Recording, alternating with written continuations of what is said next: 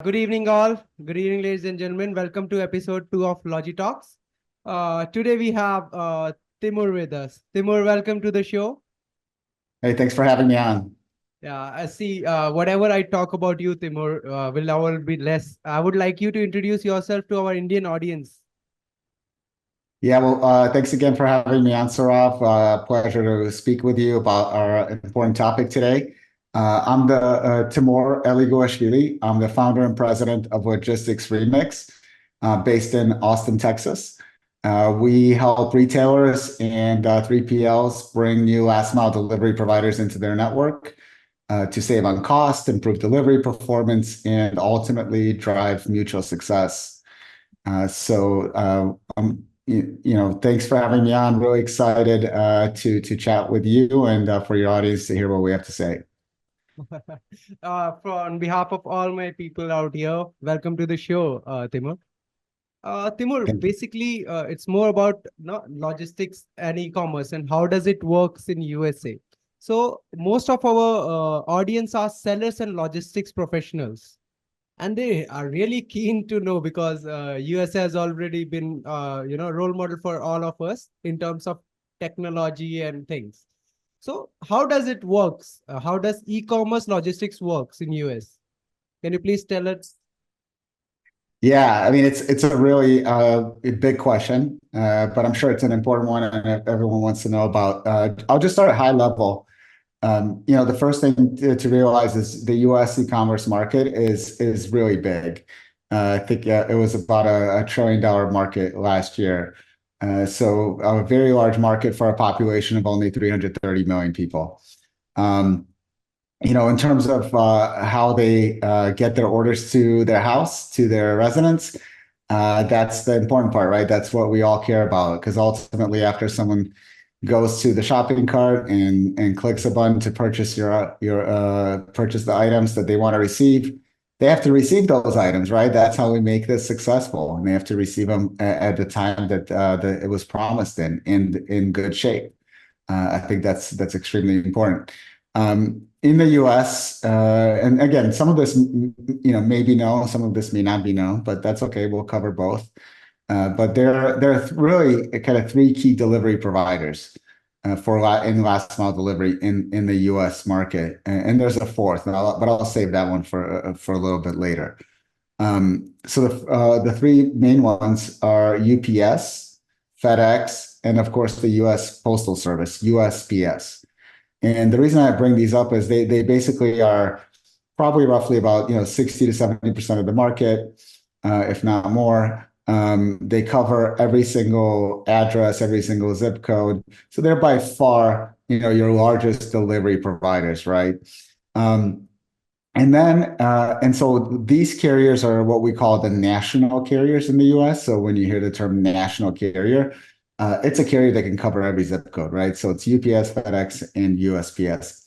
And then we have, if we go a layer down, USPS, because they deliver to basically every mailbox in the US, they have partners that will help them achieve their goals, right? They have partners that help them with kind of the first leg of that transportation, getting that package from its distribution center, from the fulfillment center, to as close as possible to the consumer. And then the USPS does the last mile delivery. And that's what they call workshare partners, right? So there's several partners that help them do workshare. Some popular names, maybe Pitney Bowes or DHL e-commerce, but there's several others that help them achieve their goals. And so that's kind of the second layer of carriers that deliver in last mile delivery in the US. And then the third is regional carriers. So think of these guys as someone that delivers in a specific market. So they're kind of like a mini national carrier, but in a specific market. So they could be servicing Texas or California. They can have service delivery to one state or many states, but not the entire nation, right? So and maybe some of them in recent years have only decided to focus on specific markets like Chicago and Dallas and New York and LA. So where they're not delivering to, they're only delivering to urban very dense populated zip codes, so they can create kind of a more economic model to deliver where they can have more packages delivered in a square mile. But these are the regional carriers, and they typically compete with the first two, the nationals and the workshare providers.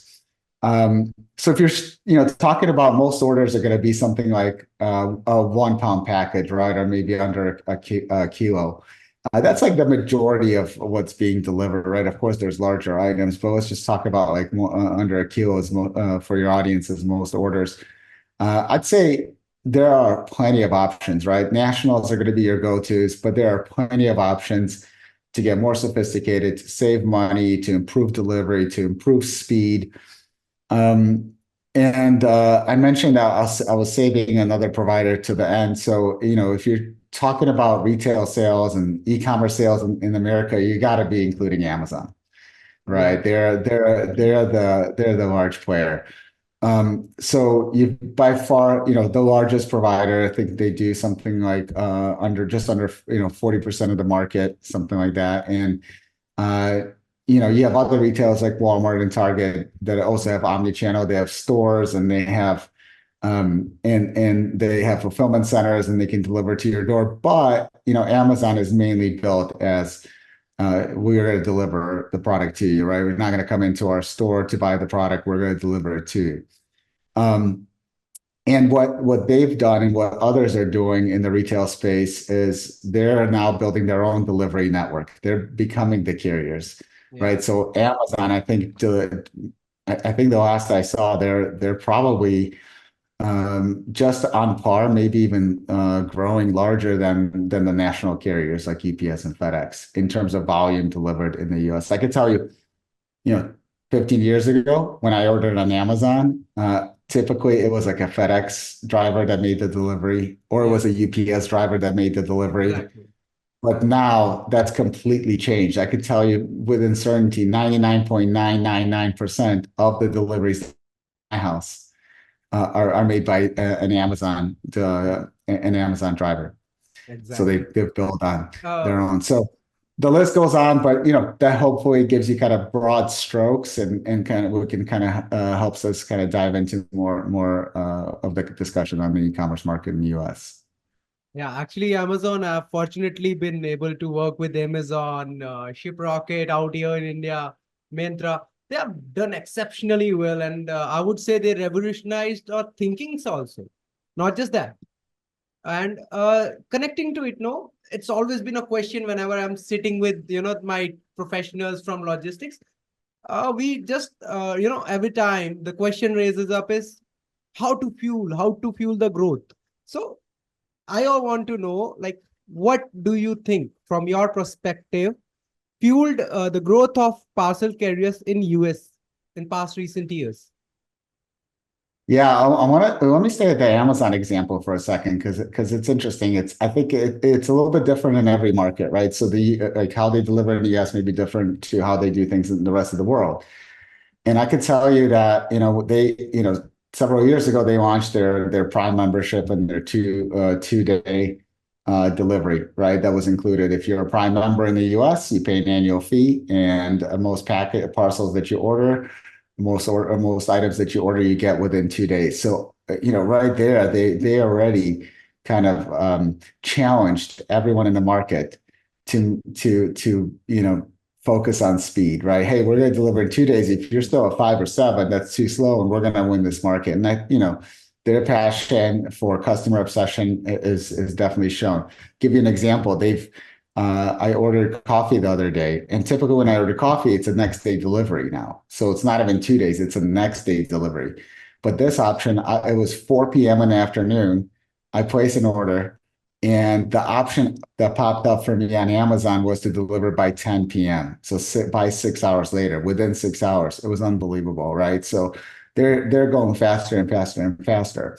And but a lot of the growth was really, let's face it was really it came in between 2020 and 22 when during the pandemic, when everyone went home, worked from home, study from home, and Exactly. um, you know e-commerce just took off, right? We saw growth. I think in e-commerce it was right around 50% growth in just a 2-year period. So that's a massive amount of growth.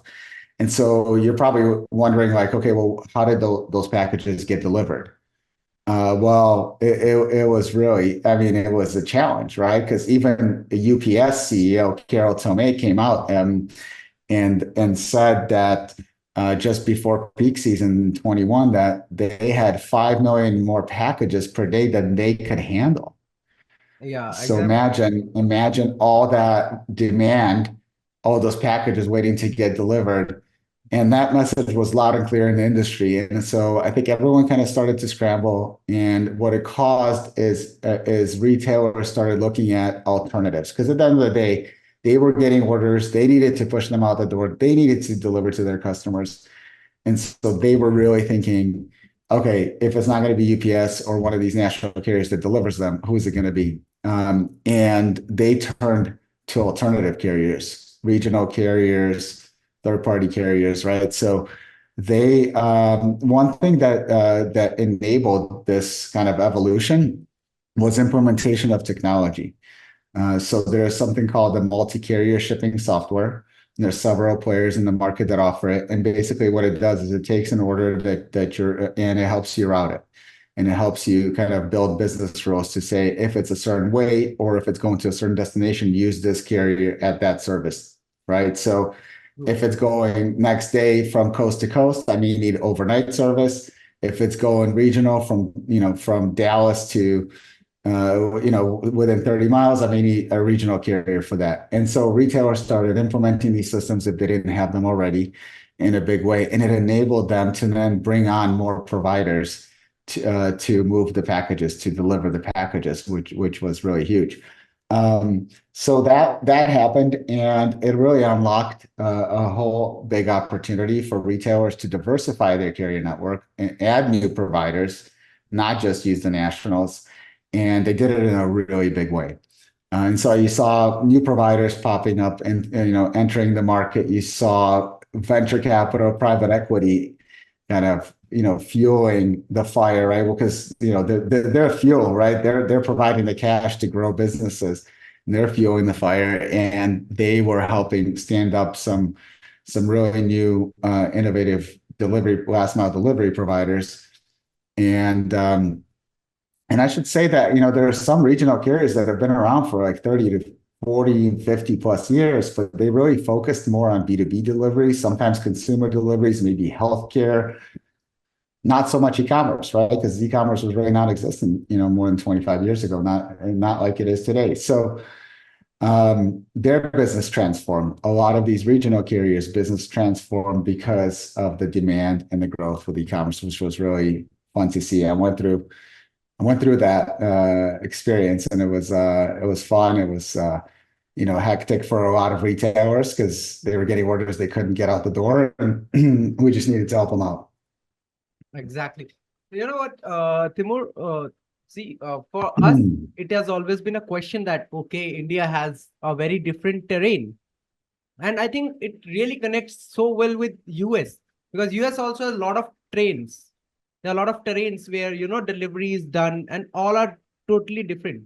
So what do you currently see in the US domestic market? What is your perspective about it?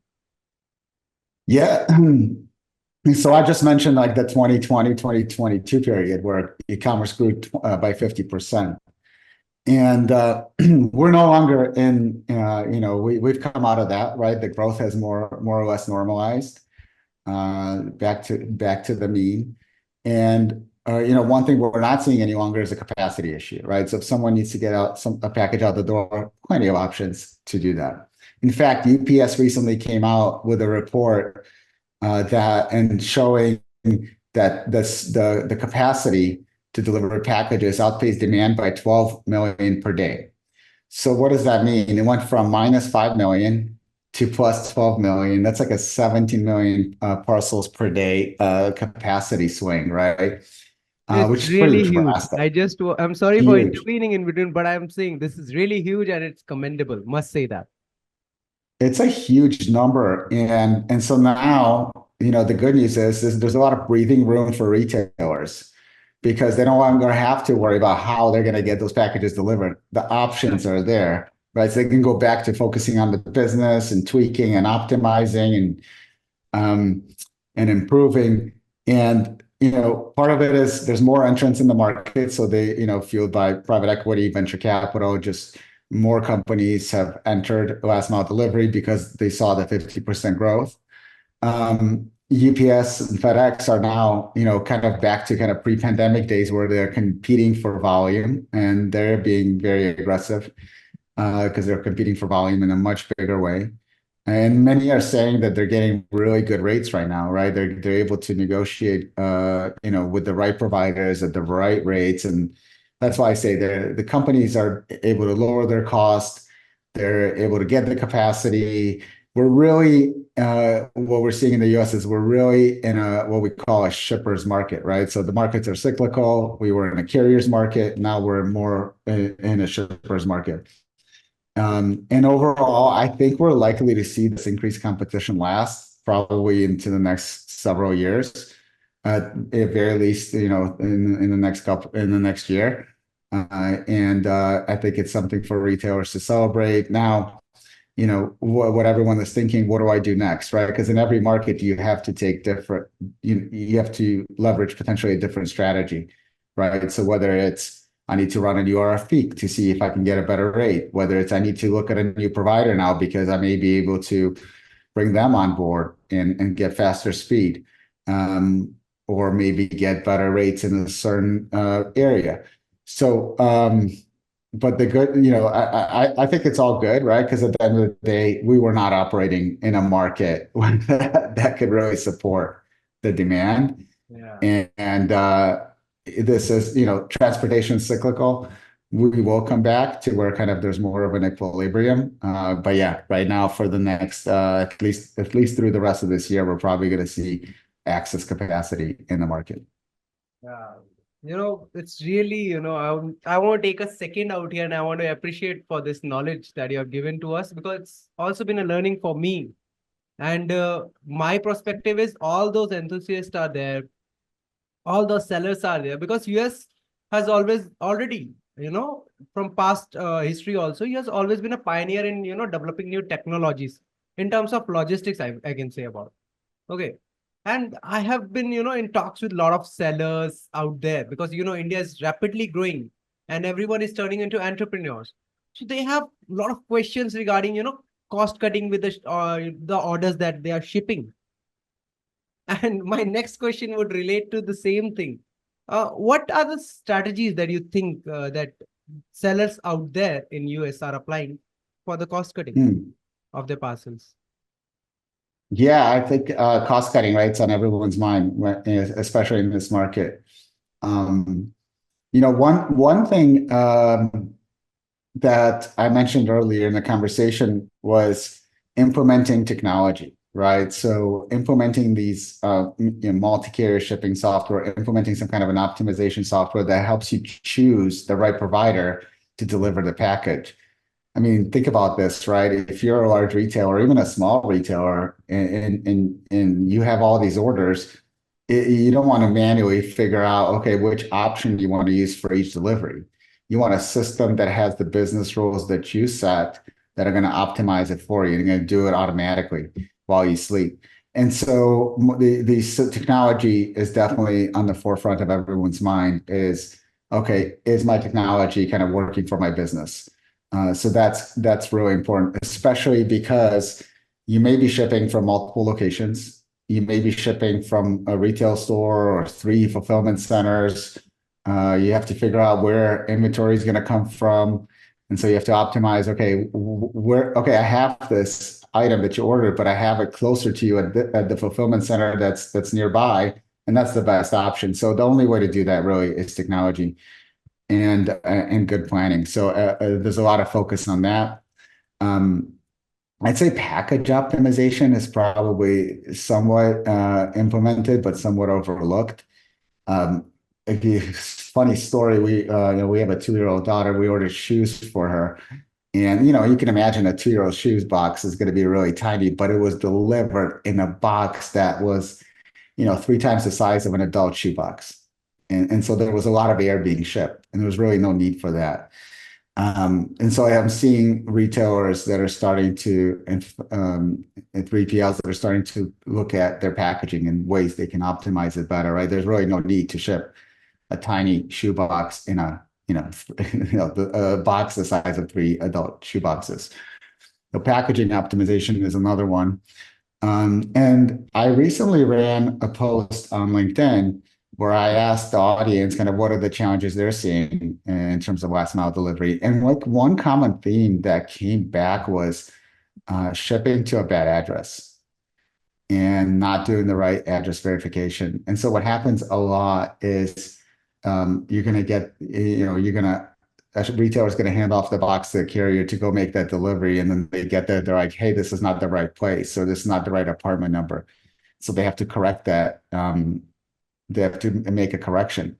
And when they make an address correction, these could get really expensive. Like I think it's like right around $21 to make an address correction with a national carrier like UPS and FedEx. And so it's a very expensive mistake. And so address verification, kind of ensuring that you're delivering to the right place, you're delivering on that first attempt, is a really big way that I'm seeing now retailers, 3PLs, and carriers really focus in on and ensure that that they minimize the amount of times that they're going to the incorrect address, or when they get there, they're ensuring that they know their way around, let's say, an apartment complex and exactly where to make that delivery. Because otherwise, these costs Yes. all add up. Mm. Yeah, same pain out here and there, must say, in terms of e-commerce logistics. Recently, my journey with e-commerce started in 2011. At that time, Home Shop and everything was there. And, it was very basic job in terms of, shipping, communication. And I've seen technology, changing it, making it more precise, making the challenges go away more precisely, more accurately, must say. Uh, I want to know your perspective. How technology has changed the e-commerce shipping, how it has made it more efficient and effective, also cost effective. Yeah, look, I for sure, and we just touched on like the multi-carrier shipping software. That's a major technology that's being implemented by many retailers and many 3PLs. I think technology is one thing. I think data is another. So technology kind of helps you execute, but data helps you learn and plan and analyze and correct and make better decisions.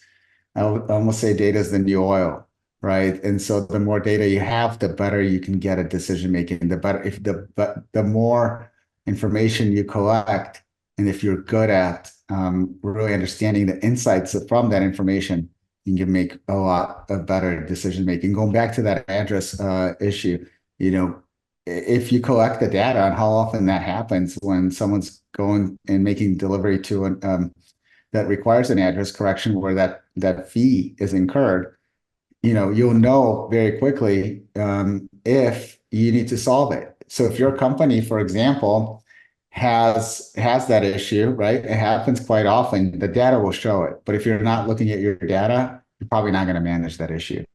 So, as much as there's so many tools on the market, I'd say right now everyone's thinking about, okay, how do I tie all my data together? How can I use this data to make better decisions? How do I know if something's costing me where like an address correction issue where I should go and implement maybe a new technology to do address verification, right? Because you're not going to go do address verification if you're not 100% right on the address side, but you are going to do it if your data tells you you're getting charged a lot of money and 1 out of 20 packages is incurring this fee. You're going to go implement some new tool. Oh, okay. And this really informative, must say. Timur. Timur, in last 6 to 8 months, we have learned and we have came to know a lot about AI. But I have not seen much of its implementation in our industry yet. So what are your thoughts? What do you see AI going and changing lives for ourselves? Yes, I think that's on everyone's mind. It's all over the news, right? Everyone's talking about AI and leveraging AI and how we're going to be able to have AI do the job for us. But what's the real world implementation? Nail on the head, right? It's out there, but how are we actually using it specifically in our industry? I think is really important. Um, One example I can give you is what we're seeing now is AI powering something called the picture POD, which is picture proof of delivery. So that's, imagine a driver making a delivery. They take their phone, step away after they place the package next to the door, and they take a picture of the package in front of the door, maybe with the door address. And so if there's ever a question, right, if customer service ever gets a question, hey, why is my package not delivered? We now have a proof that it was, and we have a picture to show for it. But imagine if you're a driver that makes 100 deliveries plus a day, and imagine you're a manager of that driver or a driver pool, and you have 20 drivers to manage or 200 drivers to manage. Well, how do you know if they're really taking a quality picture? So now with AI, we're seeing implementations. Companies like Beans and some others. I've heard of. Some carriers are starting to implement um, the AI picture POD, where they're able to provide a report card right at the end of the shift on whether all the parcels have a quality POD or not, what percent of the parcels by driver don't have a quality POD. And you couldn't do that with a human. I mean, I guess you could, right? But it would take you a lot of humans looking at a lot of pictures to mark it, yes, good or bad. And now you just have an AI trained model that's doing that all for you. And then the manager can just kind of pull up a quality check, a report, and see that things are good, or if not, then reinforce training. So that's one area. I think another area, and this is something UPS is talking about, is they have a lot of interactions, right, with customers, right? A lot of um, customer service calls, and they can take some of the data from their interactions with customers. So let's say through chat, for example, or email, and leverage kind of their solution solving to a problem into an AI chatbot.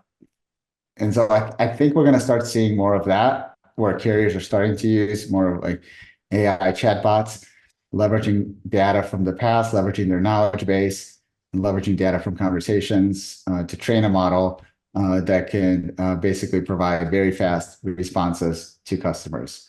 And I think the third thing is going to become like agents, right? So now we have data, right, that we can leverage in conversation. We have data we can leverage for reporting that AI is generating for us.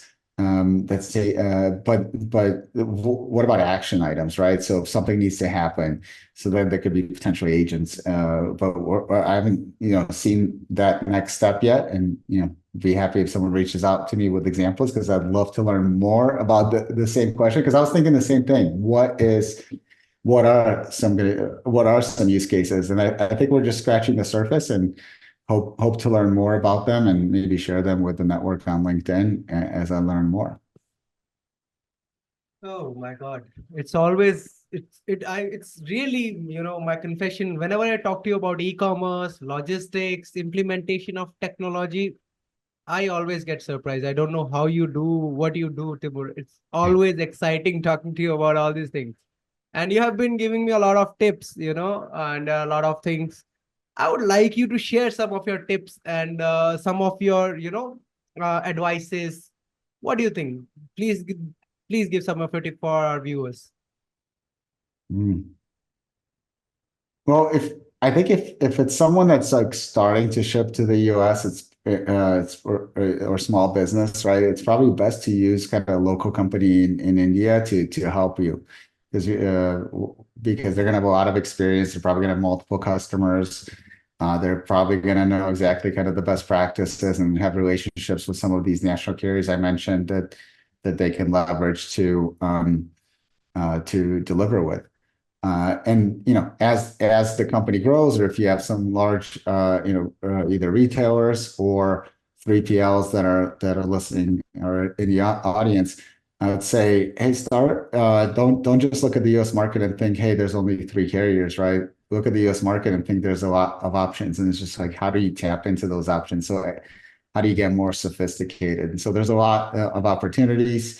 One thing I always say is, come visit, right? Come visit, go to a trade show. There's several of them, conferences every year that are held that are sharing information about last mile delivery. Get to meet leaders in last mile delivery, meet the companies, learn more about the market. I always recommend that. And then you get to visit it. Of course, yeah, if you're coming to Austin, let me know. Thank you so much, Timur. Thank you so much for the time that you gave me. And see, for me, it is very easy to connect with you as you're my brother, friend. I have your personal phone number. If people want to connect with you, learn more about e-commerce, where they can find Timur. Yeah. Well, I would say, definitely they can reach out to you to get my contact information. So that would be fantastic if you're okay with that. Yeah, But sure. definitely follow me on LinkedIn, right? So it's Timur Eliguilashvili. I'm sure you'll have a link somewhere where you post this video. Follow me on LinkedIn. I share information about last mile delivery, ideas, news, thoughts.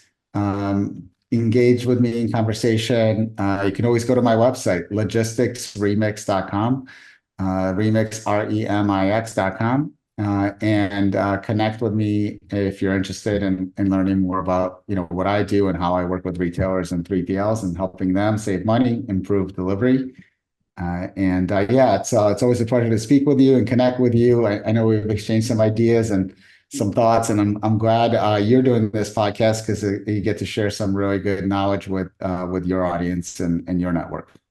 Thank you so much, Timur. Thank you so much. Thank you so much for your time. It's always exciting talking to you about it. And lately I've been in touch with a lot of enthusiasts from basically e-commerce industries. They are logicians, they are shippers, and I don't think so. This one episode would feed well. I would like you to come soon for episode number 2 with Timur. I'll be Yeah, waiting for you. listen, happy to do it at any time. Just let me know. Thank you so much, brother. Thank you so much.